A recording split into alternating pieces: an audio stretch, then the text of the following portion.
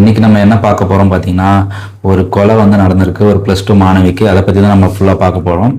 வாங்க வீடியோக்குள்ளே போகலாம். முதல்ல வந்து பார்த்தீங்கன்னா, தூத்துக்குடி மாவட்டம் விளாத்திக்குளம் பக்கத்தில் வேடநத்தம் பகுதியில் 17 வயது சிறுமி வந்து பார்த்தீங்கன்னா பாலியல் வன்கொடுமை செஞ்சு கொலை செய்யப்பட்டிருக்காங்க. ஒரு +2 மாணவி அவங்க. செவ்வாய்க்கிழமை ஈவினிங் வந்து பார்த்தீங்கன்னா அந்த பொண்ணு வந்து இயற்கை உபாதை கழிக்கிறதுக்காக பக்கத்தில் இருக்க காட்டுக்கு போயிருக்காங்க. வீடு பக்கத்தில் இருக்க காட்டுக்கு போயிருக்காங்க. அங்கே வந்து பார்த்தீங்கன்னா அதுக்கப்புறம் ஈவினிங்லேருந்து அது அந்த பொண்ணை வந்து காணாமல் போயிட்டுருக்காங்க.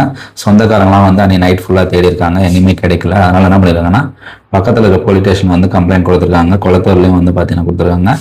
மகளிர் போலீஸ் ஸ்டேஷன் வந்து பார்த்தீங்கன்னா விளாத்திக்குளம்ல இருக்குது. அங்கேயும் போயிட்டு வந்து பார்த்தீங்கன்னா கம்ப்ளைண்ட் கொடுத்துருக்காங்க.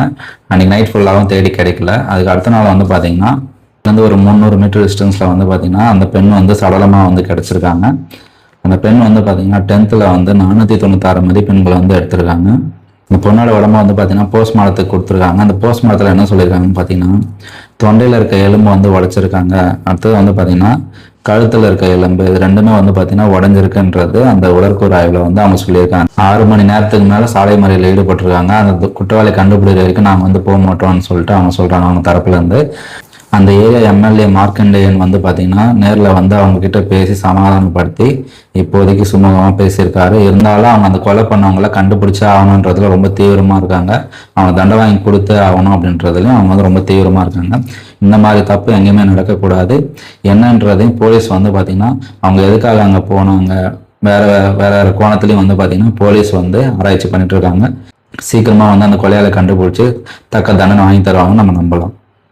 இதுக்கிடையில் கவர்மெண்ட் என்ன ஆக்ஷன் எடுத்துருக்காங்க பார்த்தீங்கன்னா, மகளிர் காவல் நிலைய ஆய்வாளர் பிரவீனாவை வந்து அவங்க வந்து இப்போதைக்கு சஸ்பெண்ட் பண்ணியிருக்காங்க. அவங்க வந்து அந்த கேஸை வந்து பார்த்திங்கன்னா ரொம்ப சீரியஸாக எடுத்துக்கல, கேர்லெஸ்ஸாக இருந்தாங்கன்ற மாதிரி வந்து பார்த்திங்கன்னா உறவினர்கள் சார்பாக வந்து சொல்கிறாங்க. அதனால் அவங்கள இப்போதைக்கு சஸ்பெண்ட் பண்ணியிருக்காங்க.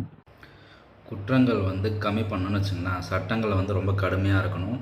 இதுக்கப்புறம் இந்த தப்பு நடக்கக்கூடாது அப்படின்னா அந்தளவுக்கு நம்ம சட்டத்தை வந்து ரொம்ப டைட் பண்ணணும். தண்டனைகள் வந்து ரொம்ப கொடூரமாக இருந்தால் தான் இதுக்கப்புறம் வந்து இந்த மாதிரி தப்புகள் வந்து தமிழ்நாட்டில் எங்கேயுமே நடக்காது.